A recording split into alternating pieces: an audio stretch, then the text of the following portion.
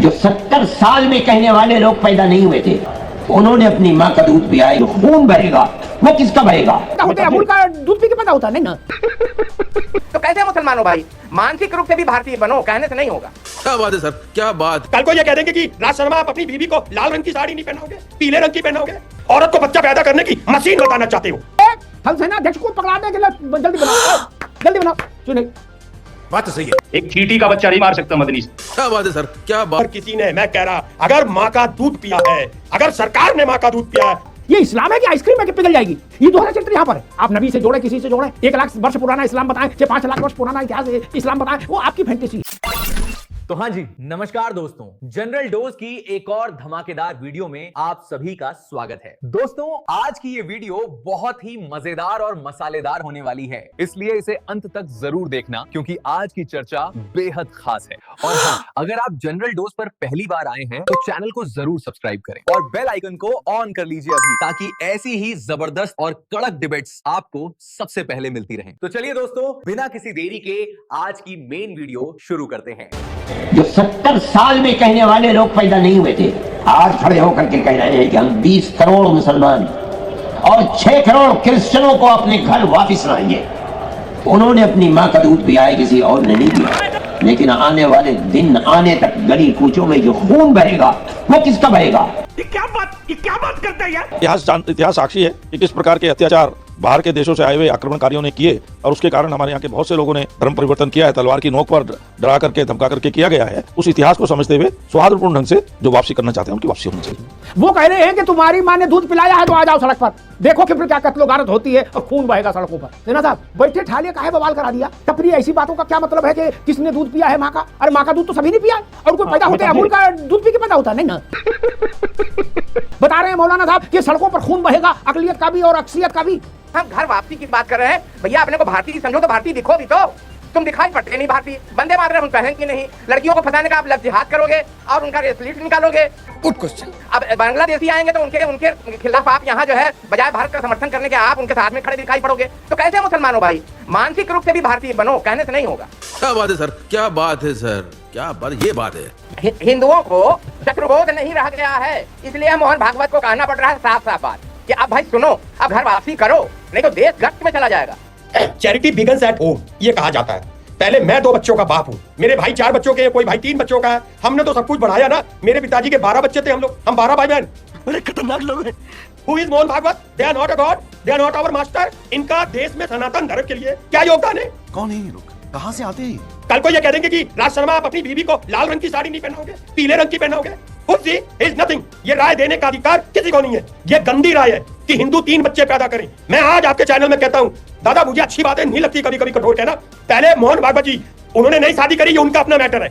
Least interest है, मेरा कोई मतलब नहीं है चीज से। लेकिन अगर उनकी कोई बहन है, उनकी कोई भाभी है, उनकी कोई मामी है, पहले उन पूरे के अगर 4 रिश्तों के हैं तो मुझे 12 बच्चे बताएं। मैं बताऊंगा। आपने कर दिया, आपने औरत को बच्चा पैदा करने की मशीन बताना चाहते हो। शर्म नहीं आती इस वक्त? 80 करोड़ को आप अनाज दे रहे हो, चाह रहे हो कि 160 करोड़ और हो जाए, हम लोग भिखारी बन जाए और आप लोग 10-10 लाख का सूट पहनो। गजब को चला रखा है।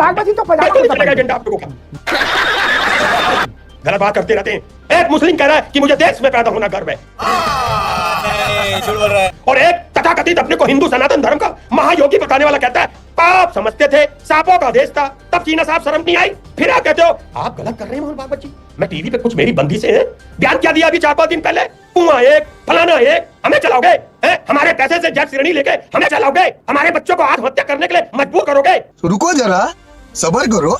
एसपीजी से बस इतनी सी नीचे है, पूरा हमला जमला है। राहुल जी के लिए है, प्रियंका जी के लिए है, रॉबर्ट वाड्रा के लिए है, रेहान वाड्रा के लिए है, श्रीमती गांधी के लिए है। नहीं, और सब पैसा तो हमारे है।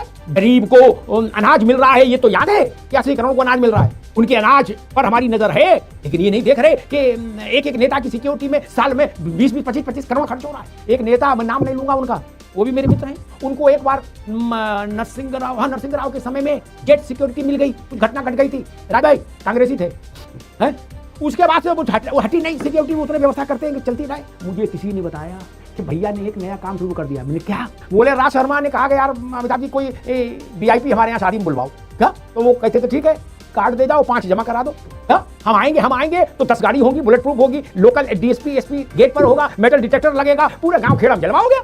नहीं तो सालक की सालक पता लगा 2-4 करोड़ वैसे अंदर कर लेते थे। ये स्थिति है। गरीब का 5 किलो राशन हमें दिखता है, लेकिन ये गुड्डू पप्पू सब फौज लिए घूम रहे हैं, बस नहीं चलता। नहीं, ये तो थल सेना को अपने गांव में अपने से झोला उठवाने के लिए रख ले। ये ब्रिगेडियर और कमांडर से चुनाई बनवाए नेता, ये वो हैं इस देश के नेता। राजा बुरा न मानना, ये थल सेना अध्यक्ष को पकड़ाने के लिए जल्दी बनाओ चुनाई। बात तो सही है।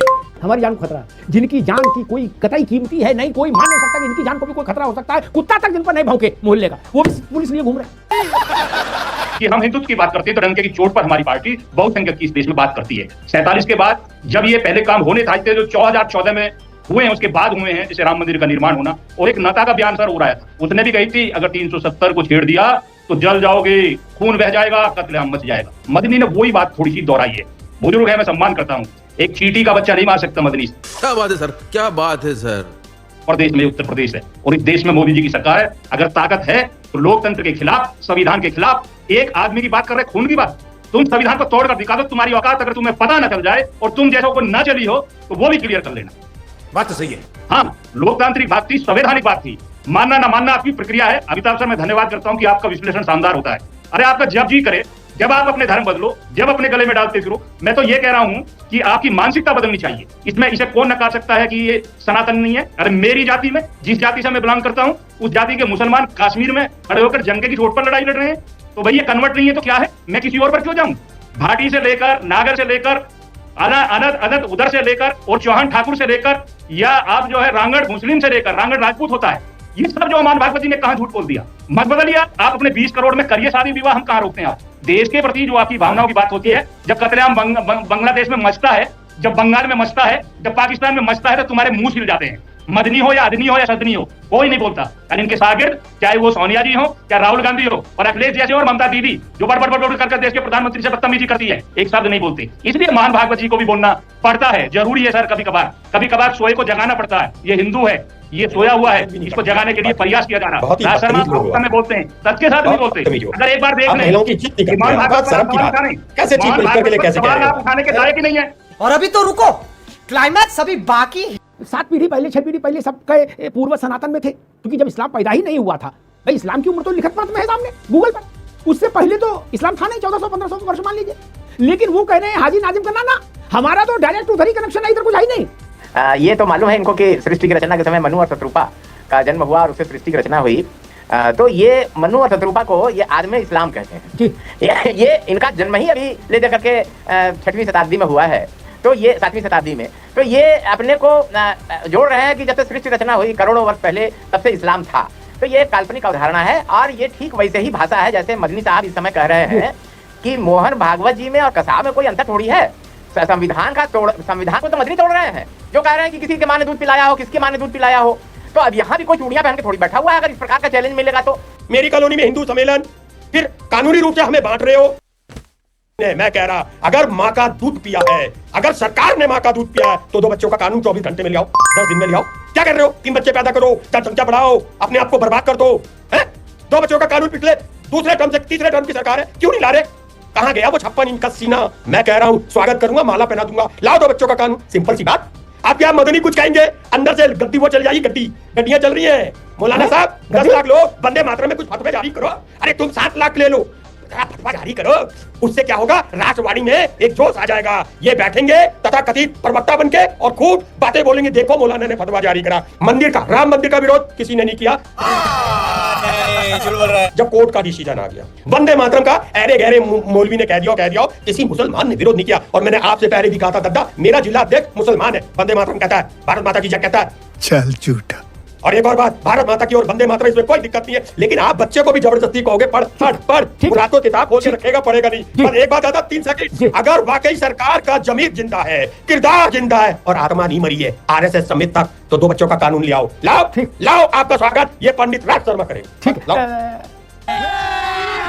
अभी मजा आएगा ना भिड़ो। और उन्हें मुलायम सिंह में लगते थे, उनको नेताजी कहते सलाम नहीं करते थे। मैंने मुलायम सिंह को सलाम सैल्यूट कर सकते हो, मायावती जी को सैल्यूट कर सकते हो, लेकिन भारत माता को सैल्यूट करोगे तो इस्लाम गड़बड़ा जाएगा। ये इस्लाम है कि आइसक्रीम है कि पिघल जाएगी? ये दोहरा चरित्र यहाँ पर है। आप नबी से जोड़े, किसी से जोड़े, 1 लाख वर्ष पुराना इस्लाम बताएं, 5 लाख वर्ष पुराना इतिहास इस्लाम बताएं, वो आपकी फैंटेसी है। सच्चाई ये है कि इस्लाम के, मैंने कई बार कहा, फिर दोहराता हूँ, इस पूरे ब्रह्मांड में पूरे ब्रह्मांड में केवल सनातन है जिसके जन्म का कोई तारीख छोड़िए वर्ष तक नहीं। केवल सनातन है जिसकी कोई एक किताब नहीं। केवल सनातन है पूरे यूनिवर्स में जिसका कोई एक फाउंडर नहीं है। बाकी सारे मजहबों के एक किताब, एक जन्म का समय, जैसे मानव के जन्म का तारीख होती है वैसे उनके मजहब की जन्म तारीख है और सबका एक फाउंडर ईसा मसीह पैगंबर साहब से चलो और गुरु नानक देव से होते हुए और महावीर से होते हुए और गौतम बुद्ध तक कहीं घूमे आओ, सबका एक किताब, एक तारीख, एक आदमी। कोई माई का लाल हमें बता दे कि अब तो एआई भी आ गई, एआई समिट चल रही है, एआई से भी पूछ लो कि सनातन किसने शुरू किया। कोई एक किताब नहीं, नाना पुराण निगमा आगम सम्मत सब सनातन। इसलिए मैं कहता हूँ ये तक नहीं चलेगा कि हम लाखों वर्ष पहले थे। कहाँ थे लाखों वर्ष पहले? आपका पूरा हिजरा ही 14। मैं सब लोगों से पूछता हूँ कि जब इस्लाम नहीं था, जब कुछ मुसलमान हिंदुस्तान में आए और केरला में उनको मस्जिद बनाने की अनुमति दी गई, उससे पहले इस्लाम ने तो भारत के दर्शन नहीं किए थे, ना भारत ने मुसलमान देखा था। गुलाम नबी आजाद की रिसर्च तो और बताती है कि 700-800 साल ही हुए हिंदुस्तान में आए हुए। तब उससे पहले भारत में कौन लोग रहते थे? अंग्रेज आए तो क्रिश्चियन लाए, आक्रांता आए तो मुसलमान लाए, उससे पहले भी तो भारत में लोग रहते थे ना। वही भारत का मूल तत्व है, वही भारत का स्व है, वही भारत का आत्म तत्व है जो क्रिश्चियनिटी और इस्लाम के भारत में आने से पहले भारत में था। वो यहाँ का मूल निवासी है, मूल निवासी। जान लीजिए, ये सत्य मिट नहीं सकता, कट नहीं सकता, झुक नहीं सकता। क्रिश्चियनिटी और इस्लाम के जन्म से पहले भारत में जो लोग रह रहे थे वो भारत के मूल तत्व है, वो भारत का स्व है। ये सत्य कोई भाजपा के और संघ के जन्म से तो आया नहीं, ये अनादिकाल का विषय आया कि भाई हम कहा जाता है कि इस्लाम जाति नहीं मानता, जातिवाद नहीं मानता इस्लाम। क्या ये सच नहीं है कि इस देश की सेंट्रल गवर्नमेंट के पास एक अपनी सूची है ओबीसी की और राज्यों के पास है, और उस ओबीसी की सूची में अशोक सिन्हा जी, इस्लाम की सैकड़ों जातियां हैं कि नहीं है? जब इस्लाम में जाति नहीं तो ओबीसी के रिजर्वेशन में जाति कैसे आ गई? ये बड़ा प्रश्न है। भारत जो स्वाभाविक तौर पर भारत का जो पिछड़ा वर्ग था उसके हक में ये हकमारी हुई कि नहीं हुई? ये उसके हक में सेंधमारी की गई कि नहीं की गई? उस 27% में आपने सैकड़ों जातियां इस्लाम की लगा दी और ऊपर से ये तुर्रा भी बना रहा कि इस्लाम जात नहीं मानती। मैं संघ के लोगों से भी कहूंगा और भाजपा के लोगों, ये 3 और 13 की सलाह मत दीजिए, कोई नहीं मानेगा। अशोक जी है ना, या भागवत जी कहे और चाहे कोई कहे, ये जान लो ऐसी सलाहें भी ना तो जिनसे किरकिरी हो। करने योग्य काम ये है, लाठी डंडा कहीं ना चलाओ, ना ये कहो कि किसने दूध पिया माकर, ना कोई ये कहे कि हमने चूड़ी नहीं पहनी। सिर्फ इतना करा दीजिए मोदी जी से, प्रमुख जी आप और अशोक सिन्हा जी, कि जिस भी दंपत्ति के 2 से ज्यादा संतान होगी उसे कोई सरकारी सुविधा, सहायता, अनुदान, सब्सिडी नहीं मिलेगी। बस, बाकी कोई समस्या नहीं होगी। खत्म, bye bye, tata, goodbye. आज की इस खबर पर आपके क्या विचार हैं? हमें कमेंट करके जरूर बताएं। अगर जानकारी अच्छी लगी हो तो वीडियो को लाइक और शेयर करें, और हाँ, चैनल को जरूर सब्सक्राइब करें। तो मिलते हैं अगली वीडियो में। जय हिंद।